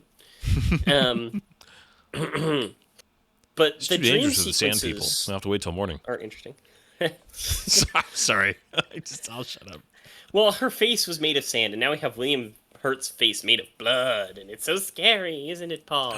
And look, this serving woman who I swear they specifically made her headdress in order to make her look like a mouse. Yeah, a little bit. Like, look at her. She looks like a mouse. She really does. It's the coloration. She has this little thing. She's got floppy ears. They give her giant eyes. They must have found the actress to have the biggest eyes possible. Yeah, they cast it purely visually and said, can you just stand still and act timid? That's all we need you to do. Yeah, we need... And wear this headdress that makes you look like a mouse. Yeah. I remember, this was always, I thought, one of the scenes in the book that was just very well written to be tense. Mm-hmm. And if I remember right, as we're watching here, this is not bad. Like, he's looking at his food like, what is this? One of the things here spice toast that I didn't really notice was that she has a big green eagle on her lapel. And the green eagle was the symbol of the Atreides. And they use the eagle that's more of a gold in the other two. But in this one, they keep it green. It's this big, like, garish green eagle right there on her lapel. Yeah. And it's just a nice little detail that they don't really expound upon. A little hidden. Oh, no, here's this thing. A little hidden Star Trek door. Yeah. And it even has like the nice loud hiss to announce when it opens. You know, it's really handy. Did it like burn through the wood in Villeneuve's Dune? I do have to say, this is one of those designs that, I mean, I get it when you write it, you're trying to write something with tension. And, just the idea that if you don't move, you can defeat it. Yeah. Like, all right. Okay. But I do like how reassuring that Paul kind of is limited making, technology, though. Go ahead. Yeah. No, they make him a really good leader. This is when Alec, what's his face? Newman, thank you. Newman. He shines at that kind of acting, which is why his role in Children of Dune he does so well at it as old Paul. Because he has this kind of stoic weight. But look at the saturation of the lighting, all right? Look at Paul's ear. Yeah. Like, they lit it and then oversaturated it. You know? And, uh-oh. Like, I don't know. I like that scene. It's simple. It fits for something that's almost like Arrowverse or something. Oh, yeah. But it works, you know? Like, it turns. It's going to dart. It, like, grabs it, you know? I like the initial, he gets it and then dunks it in water. You know, there's a little bit of that, and they gave it a little bit of that music, a little bit of that kind of like, stringy kind of, just a It makes me think a little bit of the pulling the bug out of Neo in the Matrix, though. The thing they pulled out of his belly button. It does have a little bit of a bug nature. You're right. I wonder if they did that because that was only a year before this. Yeah. Hey, Paul. Watch your road, buddy. Yeah. I didn't even notice that. That'd be awkward. Well, we can't use that one. But they had looking this for the scene. spy. Yeah. They had this scene in the 84 Dune. Yeah, well, they had it in the new one, too. I like this version as well. Well, yeah, but they didn't actually show him in the wall. Well, yeah, they showed him, like, dead in the wall in the new one. But here they actually show him, like, trying to escape. Yeah. Which this, I think, that they just put in order to have violence, to have action, and also show Stilgar's brutality. Because they found him dead in the wall of a suicide thing. Yeah. Like, he was a suicide slave. Okay, dude, don't put your knife back all bloody. I said Stilgar. I meant Gurney. This is Gurney. But I'd say, though, okay, that's a little thing that just bothers me so much. Just putting your knife away, like, covered in blood. Yeah. You don't do that. The inside of your sheath is all nasty. Yeah. So this version plays up something that they don't do in the other one, which is like, there's a traitor in your house. Who is it? And they put suspicion on Gurney for being the one to just so casually murder this dude, right? Like, he was covering up his own tracks type of thing. They're like trying to build this suspense. And frankly, maybe it's because I know the ending to it, but it's utterly suspenseless. Yeah, it's not really. I think that sticking with the idea that Gurney actually suspects that it's Jessica, I always thought was an interesting angle, especially if you did it, with the right tone and everything. I love that the Baron is like, did you just like they interrupt you in the middle of your shower? I Just came. think so. Actually, I don't think it was supposed to be a shower. I think they interrupted him in the middle of something else. Uh, Yeah. oh man. This, Oh man. I really wish that they made Piter a little bit creepier. A Yeah. little bit less of just like a butler. He's know? just the way he's dressed, the way he carries himself. He's not. He's supposed to be just this devious, dangerous man, and he's just. Hey, He's like a he's just a TV dude. Bond. Yeah, like a TV level Bond henchman kind of dude. Like a mean banker. A mean banker. Nice. He's not going to take out the Atreides by siding with the Empire, with the Emperor. He's going to take out the Atreides through clever manipulation of their real estate loans. He was behind the Trade Federation's strategy. Oh, right. Tariffs. Yes.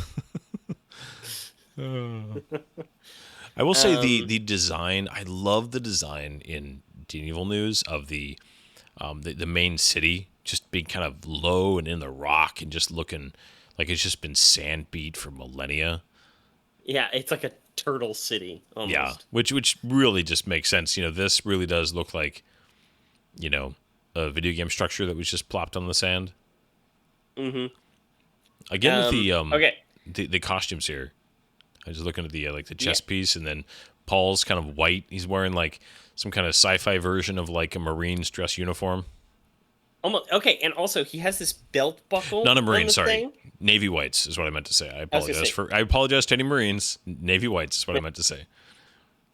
But he's wearing this belt buckle that looks like like it's obviously decorative, has some sort of like gemstone looking thing to it, but from any distance it looks like he's wearing the seat belt in a Ford van from 1993.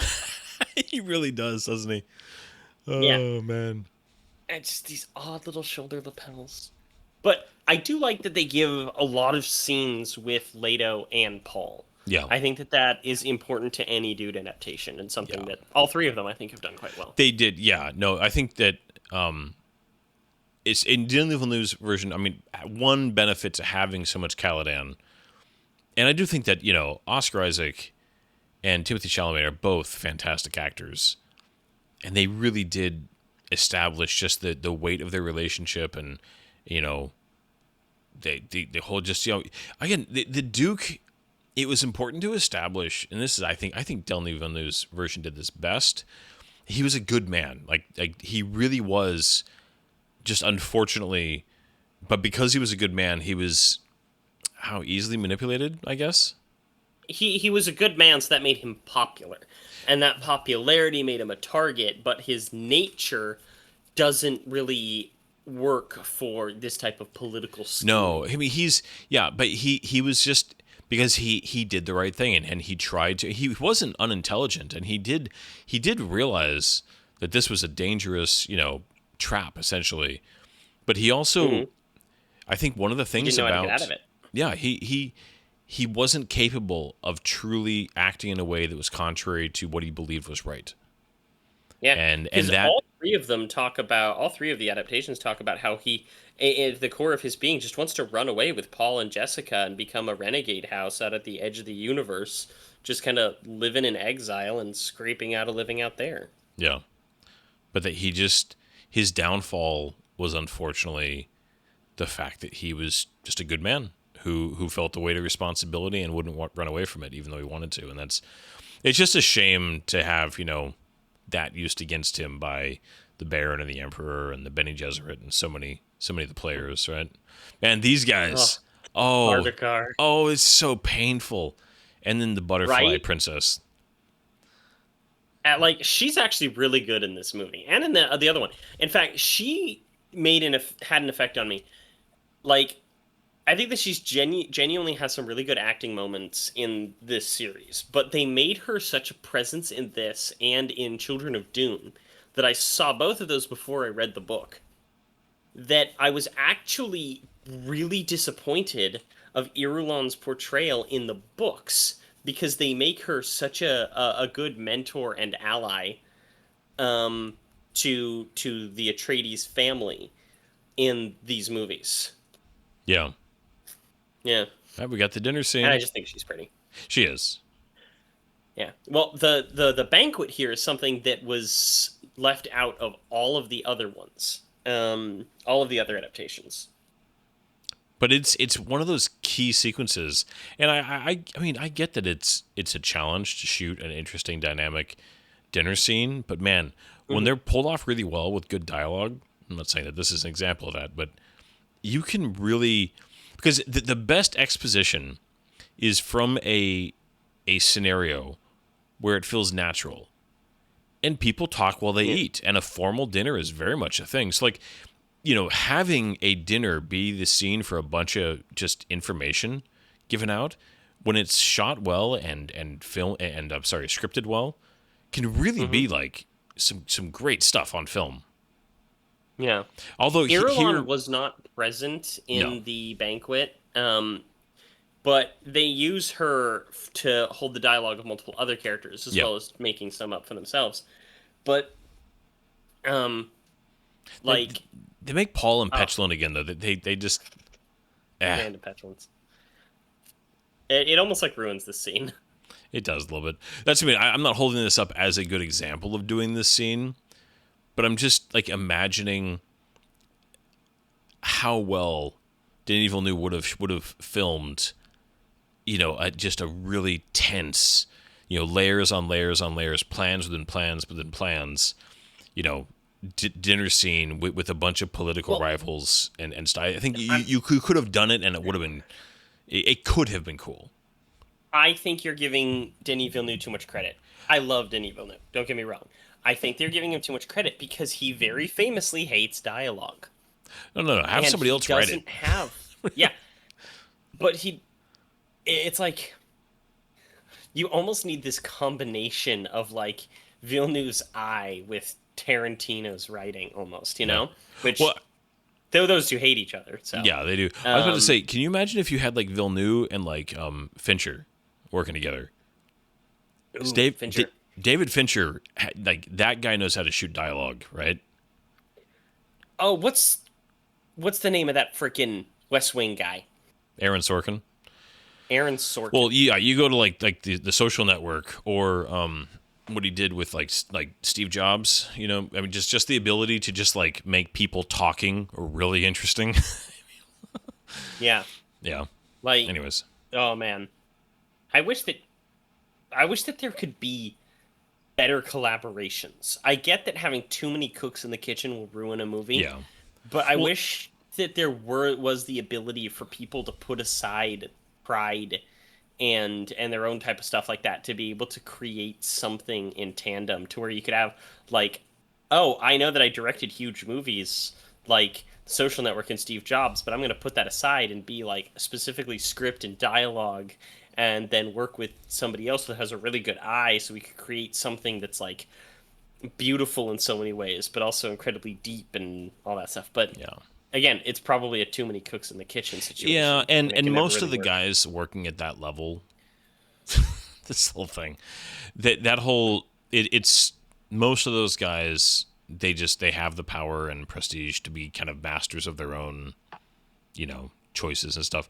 I also think too. I mean, this is such an overwrought example at this point, but I would have enjoyed seeing because I think that Nolan. He's not as good is not as good with action, but he is better at dialogue than Denis Villeneuve. Yeah. I really like Christopher Nolan, but I'm beginning to realize that there's certain limitations. Like, oh man, if only Christopher Nolan could make Dune, or if only Christopher Nolan could do X, Y, or Z. I'm like, no, not anymore. I am not a fan of just like, oh, let's do Christopher Nolan doing everything. Like, no. I completely agree. I'm just trying to think of another big director who could do the epic like the cinema, but that also is good at the complex dialogue needed for this story. And that's not a long list. It's not a long list, but what if? Just as like, I'm not even sure that this would work. This is just a question I have. Go for it. What about the what? I'll just say go for it. What were you saying? Oh, I was going to say the Russo brothers. I mean, yeah. No, they've shown outside of the MCU that, they're not God's gift to everything they touch, but and like with a lot of directors, if you gave them the right actors and the right writers, yeah, they could. Absolutely. Yeah, because man, they had so many complicated things that they had to balance, especially with Endgame, while also creating some really great action and set pieces, and they did well with alien landscapes as well. Yeah. Oh wait, I've got one for you. I've got one. Taika Waititi's Dune. Oh, you just go jump off a cliff, man. With some screaming goats. Screaming goats. Oh man, we could get Joss Whedon's Dune. The thing is, he'd probably do okay. Yeah, he's not an untalented man. He's like, despite his issues, he's deeply a talented troubled guy. Yes, he is. I mean, I think this, like, yeah, I think if you go back to kind of the prime of certain directors, like I would have enjoyed seeing like a 1980s or 1990s Ridley Scott's take on Dune. Like, yeah, okay. Matt Reeves. Ooh. All right, Yeah, talk to me. especially after watching The Penguin. Yeah. For those of you who are unfamiliar, Matt Reeves, and he worked very closely with a woman by the name of Lauren LaFranc. And so the two of them together, okay? Lauren LaFranc is specifically known for being the showrunner and producer on things like Marvel's Agents of S.H.I.E.L.D., the Penguin miniseries, and writing things like the show Chuck and the Penguin. But Matt Reeves is the director of The Batman with Robert Pattinson. Yeah. As well as Dawn a and number War. of other movies, such as War for the Planet of the Apes, Dawn of the Planet of the Apes. Yeah. Man. Okay, these guys had to have been inspired a little bit by Fifth Element, right? Like, there's just no way. There's no way somebody didn't see like French comic books and be like, that's the look right there. Give them the these are the most dangerous soldiers in the galaxy. That is the hat that they would wear. Let's take a beret and let it have sex with the chef's hat. Right? Let's make it a chef's hat beret coif. Yeah. And then we're going to give it this giant gorget that's obviously made of some sort of plastic, but we want it to kind of be like chainmail. They're the least frightening, most dangerous soldiers in the galaxy ever put on film. I think that might be true. I agree. I love the look of the starter car from the new one. This version, okay, a better looking version of these I would be okay with, because the over the topness, the purple, they've got the armor look, having some sort of chainmail gorget and kind of a ridiculous beret look, I think works for the starter car. But unfortunately, the quality of this particular outfit isn't great. It's not quite there. Yeah. It's interesting. I mean, so they kind of used these transitional things just to, be Paul's dream sequences a couple times now. And okay, so you have strong feelings about dream sequences.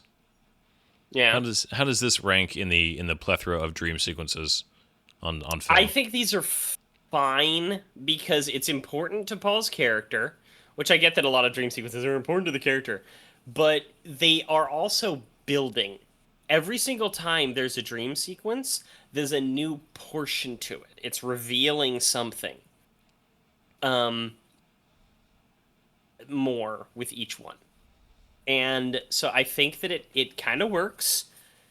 If it was like a better production, I'd probably be more annoyed, to be honest. I think that, yes, that nature of dream sequence fits in a movie like this. Yeah. There's some dude with a steady Such cam on him Scottish walking around here. folk. Here we go, Stilgar. Yes. Okay, so I also think the actor who plays Stilgar here, he's got the right face for it. He's got just that Yes. intense rough face.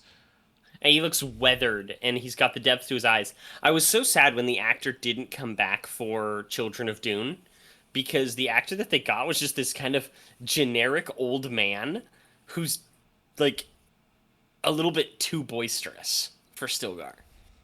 And I think that this guy is just kind of perfect for it. Yeah. He's Belgian, I think, or German, one of those two. And his name is Uwe Ochstenkent, or something along those lines. I always found it interesting. Yeah, I always found it interesting here, though, too. They didn't have him in a still suit.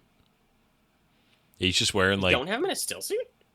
No, he's not. If you look at him, he's just wearing robe. Underneath his cloak thing, he's got his little, kind of bluish green. But, like, look at them. They're wearing Robin Hood costumes Tunics. from the, the Forest of Nottingham. Yeah. So he's a German actor who's not really in anything American. You go look at his IMDb, he has like 150 acting credits, if not more, and it's like all in Germany. Okay. Well, he's got that Oh, epic leather belt. 186 acting credits. Wow. Yeah. And like this scene does a lot to show the character of Duke Leto. But again, his acting It's so abilities. stiff. And just there's something about the voice that makes him just sound tired all the time. That's what I remember, even when I was young, watching freaking Lost in Space, and he's just like, use the gravity to slingshot us through the star. I'm like, What is going What? on here? are you on weed? Are you on the weed? I have already forgotten. In Dune Evil News, Dune, is it Paul? Oh no, it's Duncan Idaho that kind of saves the situation, right? That like points out like, oh no, spitting is like a big deal as far as like a good thing. Yes. I think it's Duncan Idaho and Denny here like they give Paul the moment of we get some kind of hand thing here. I believe All it right. was Paul in the book. I think it actually. was too the idea that because he's given a lot of room to show that he's and they have shown that he's got his little learning flashlight earlier. He does care about learning about the planet. Sorry, I can't think of what else to call it. And they did the same thing with Timothy Chalamet, and even in the David Lynch film, and they're showing that he is curious about learning about the planet, about the Fremen specifically, and the sandworms. Mhm. Ooh, oh, Yeah. What's that? can tell What's just going on? the entire tone has changed all of a sudden. Whoop. Now she's billowing her cloak. Like you can see her arms making the cloak billow. Yeah, You know? she's walking and like make it flow, like the we spice, want it make to it be- flow. And then we just like hard transition here to all of a sudden the betrayal. Yeah. Like the Duke's just randomly walking down a hallway, and like, all right, what's going on here? I heard something. Oh, it's Mapes. Oh no. Oh dear. She's in the weird it's lighting. another one of these mouse-eared ladies. Yeah. Why could this be? It's the random, and I love it too. Just that they have this. I mean, it does look good having the lighting through. Like I guess it's supposed to be like moonlight through the window or something. I did really like how they shot this scene in the new one. Where he like kind of sees her and he's still got his shield, and just that sense of like, he realizes what's about to happen. Like they do a good job with the kind of helplessness of the scenario here, and this is just again bad acting. To me, I'm sorry, Mr. Hurt, but this is... I've been shot. High school stage stuff to me. Yeah. So there's one scene that's in the book that isn't in any one of the adaptations, and it's actually like kind of important later, Sorry. but it's just never used. Where Again, there's Duncan, no Idaho, tension here. Go ahead. actually gets stark raving drunk in the palace the night of this attack, and it's one of the things that drives his guilt into his eventual like self-sacrifice. This too. This is again. We're getting back to very like stage, like the way that, you know, he's just acting here. Just okay. I must deliver this dialogue and tell you what's going on. Yes. Well, this happens in every single one of the adaptations, though, with Yue like explaining the tooth. I mean, it is written that way. To be fair, like don't forget The tooth. the tooth. Just like, I mean, I feel bad because it is, again, there's not tension going on here. There was one explosion. Okay, here we got the doors opening.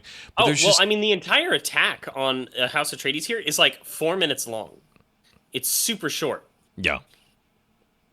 And they like immediately kill off Howard here. Just the random like rocks hit, kind of blew up next to me and I'm going to fall over and Oh, okay. This freaking warehouse. All right. There's certain shots of this warehouse exploding and fighting going on in it are used like 4 times in the entire miniseries. It's like recycled. the Duke. Yeah. Oh man. Yeah. Yeah. It's like, ah! And that's less you see of him. They just like blow him up there. Yep. And then here we go. Like, that's the whole attack. Yep. That's it. It's over. The entire like they did not have the money. climax. You can tell. Just like No. we did not have the budget for that. You had they did reveal right there, with Gurney's little knife scurry that they were started a car, and then you have this creepiness with Jessica. Well, one of the things that Piter was obsessed with Jessica. Oh yeah, he wanted her her. bad. Yeah, He was real down bad. And a pretty mouth with the sting of a scorpion. Yeah, they do pretty like the Baron's expository dialogue is the best. Like the way that it's written and the way that it's acted, it's just creepy and gross and fun. I think he's really good. I think he's fun. Well, this whole scene is creepy. Just the way that he's touching her and the Baron's dialogue, and it is a uncomfortable scene. Yeah, the smelling her hair, all that. Just it's like one of the things that they keep in this from the books that like they didn't have to be that accurate is that she's gagged with leather cords, and so they have these like strips of leather. I always remember the Harkonnen guns, like the 5-barreled things. They just went they went and they found some PVC and they painted it black and they glued them together.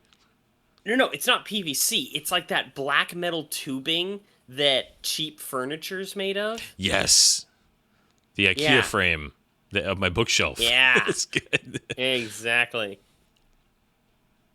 Publisher the Duke, here he is.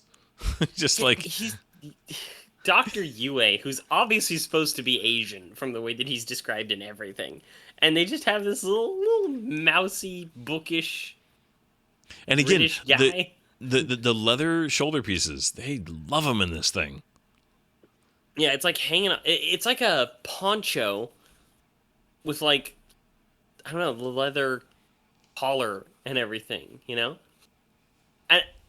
this is a weird thing. This wasn't even in the book. They just decided they're gonna show up with the wife in a coffin. Oh. It's so sad. Like, it is. Why did they bring the body? Like, why did they do this? Was it to like sell the emotional impact for some reason instead of just being like, "Oh, your wife's actually dead, bro"? Yeah, you can join her. Oh, yeah. That would not be a killing spot. That would be a painful inconvenience spot. Yeah, that would just hurt. Yeah. I think you've defeated. I do love the Baron's reaction right there. Like, okay, dude. He's like, yes. Yes, I'm good for you for giving one last little, remark of defiance. That's what this version of the Baron does so well. Is he is so snarky. Like when people bitch at him, he's just like, okay, sweetie, sit down. I almost want to call it gay sass. A little bit. He's like a sassy gay dictator. And part of it's this kimono thing that he's wearing. Oh, yeah. Like, it's a straight up kimono. How different from the 84 gross, grotesque, boil-covered, crazy laughing Baron. Yeah, that Baron was disturbing for sure. This version of the Baron fits in this film very, very well.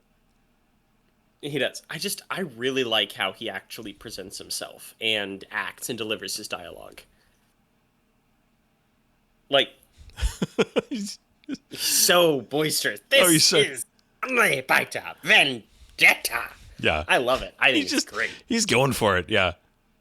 He's just chewing the scenery. He's all in. He's overacting in the best way. And like the eye contact and the lack of blinking and like you see the sweat coming off of his face.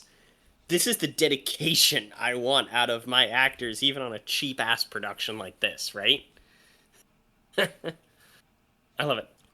He's just, I know the one. I want him to know that I did it. This isn't, Baron Vladimir Harkonnen, the instrument of his destruction. Oh, yeah, man.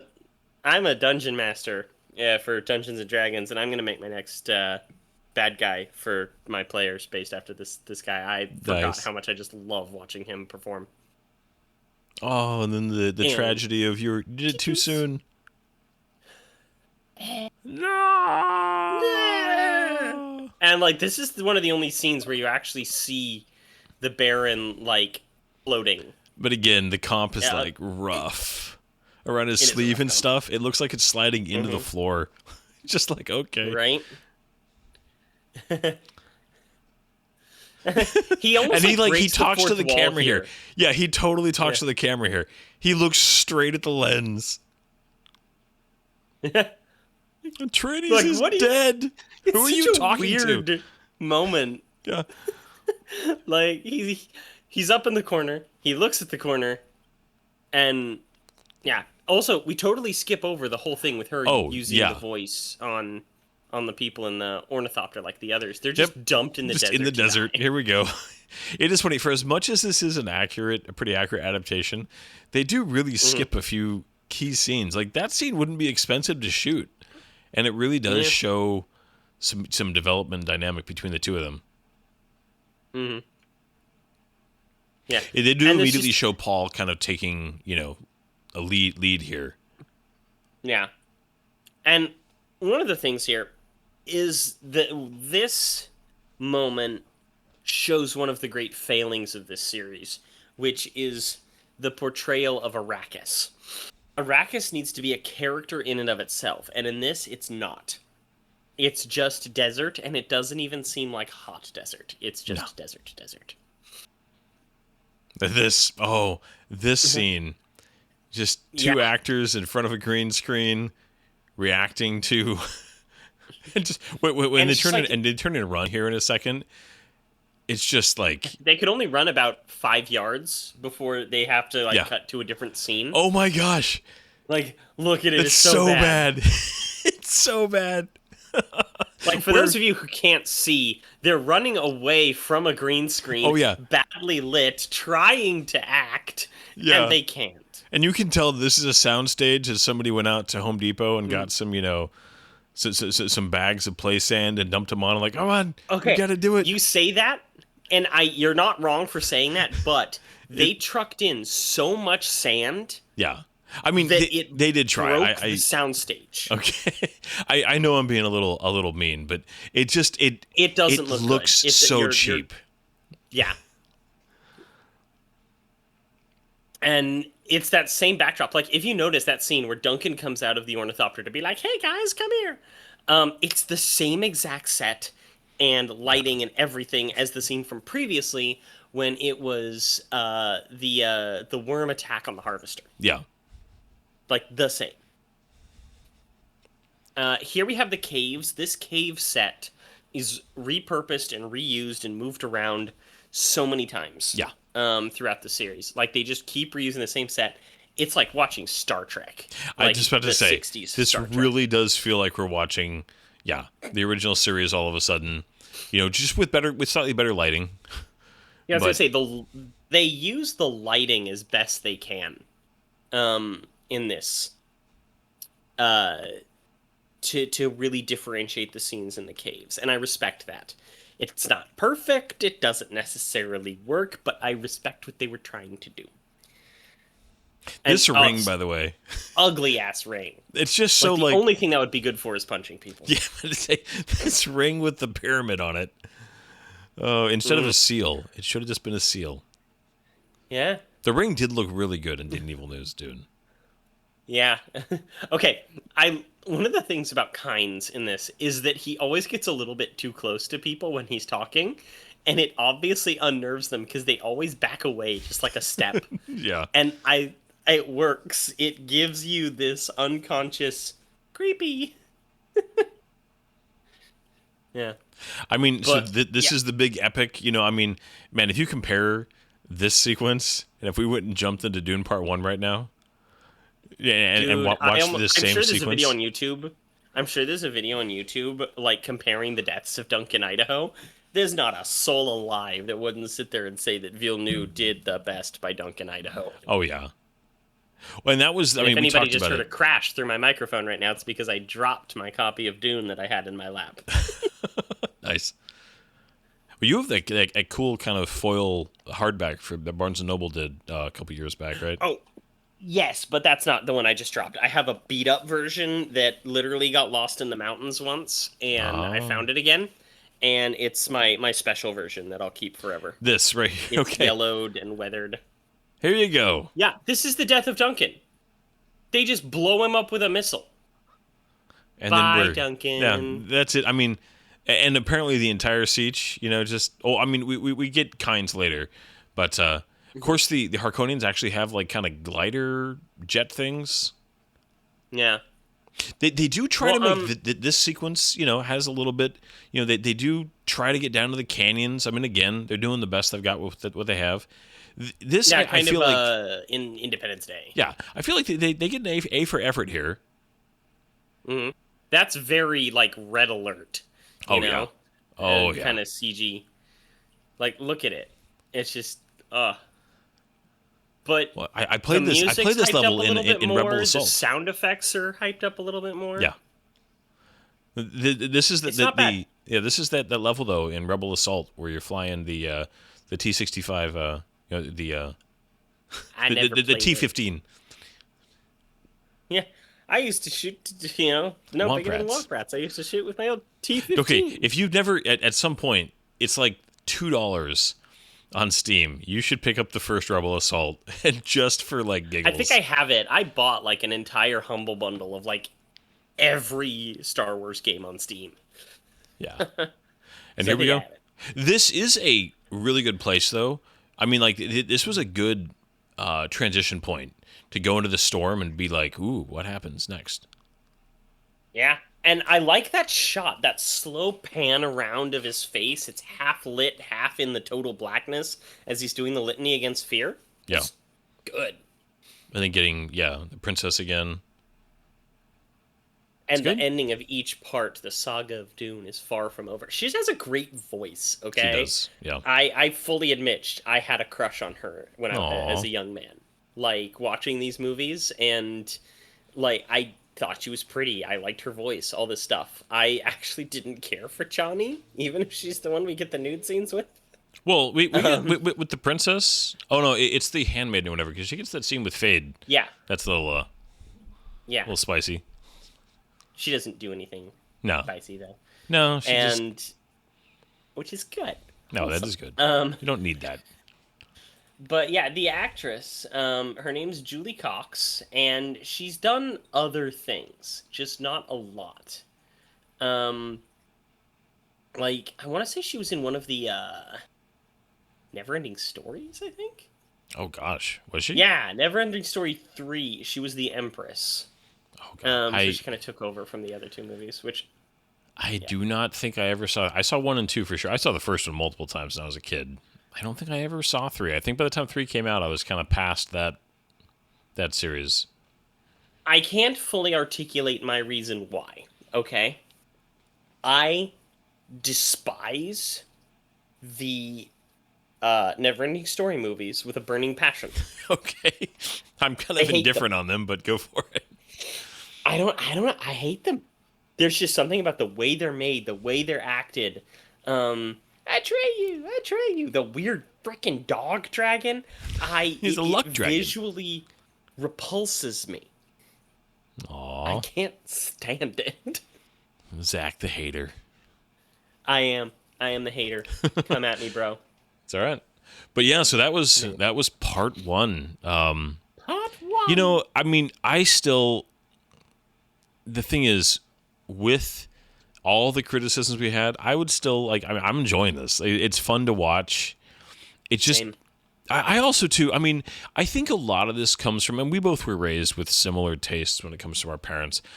There is that old school, cheesy Shakespearean science fiction esque vibe to all this whole thing, and we both have played a lot of video games that had a similar, So it's as much as we recognize its failings, it's also just kind of part of what we grew up on that made us fall in love with the genre, right? Yeah, very much so. I remember being utterly entranced by the really like grand epic moments that happen in this series and its sequel series, Children of Dune. Um, that formulated how I presented things, both when I was doing like acting or stage or something like that, how I was doing my own writing, and it's like that moment in here when you have the Baron just giving his little monologue, and he's like, he's giving it his all, and he's sweating and he's shaking, and he's like, "This is Conley Piter." Like, I love that, and they do other things in this series like that, especially later with Paul. His delivery of his speeches and stuff to the Emperor and the guild, addressing the Fremen, the moment in the third one that we're gonna watch here in a couple weeks, where he's like yelling at the Fremen almost. He wanted to challenge Stilgar, and he's like, "Would you have me cut off my right arm and leave it bloody on the ground?" And it's like, it's a good performance, so Shakespearean and over the top. It's not necessarily the quality that we want or expect from our movies and TV shows today. But as a young man watching that, I was entranced and enthralled, and they're like core memories of mine. Oh yeah. Oh yeah. It's So yeah, This is definitely a. Yeah, I enjoy watching this. There's a reason why I like old science fiction. It doesn't really detract from my enjoyment of it. I think again, this series, I appreciate that it was made with some genuine love for the material. I know earlier when I was saying that just good intention without kind of the talent to back it up. And you were talking about budget. I think that's part of it. I also do think you had, a lot of people, the director, who just really wanted to make this the best he could. But there's a reason he doesn't have a long list of successes to his name. So, he probably had limitations, and that's fine. That should never be a reason not to try. And, Yeah. no, I do admire the ambition of this series and its place in kind of just science fiction, because again, what we were talking about at the beginning of this episode, the things that kind of led out of this, the chances the Sci-Fi Channel kept taking, the Battlestar Galactica miniseries was so good, and then leading into 33, which is still one of the best episodes of science fiction I think ever made on television. Just like as a singular episode, Yeah. it's so good. And this, and then Children of Dune. I mean, we'll get to that one too. I still love it, and it's got all kinds of issues, but I just don't care. Yeah, that one. I'm excited to talk about that one eventually because it has greater peaks than this one, but also in a lot of ways greater valleys. But I'll save that for when we actually do that one. I think we should end this one here so that way we could pick up fresh with part 2 and we don't use up all of our material. We should, yeah, because we got another 2. I know we got 3 more hours between the next 2 episodes, so looking forward to it. Please join us for part 2 of this miniseries next week. Right. And have a good night. Yeah. Thank you, everybody. Have a good one. There's doors and corners, kid. If you don't clear the room, if you don't come in slow, that room will eat you.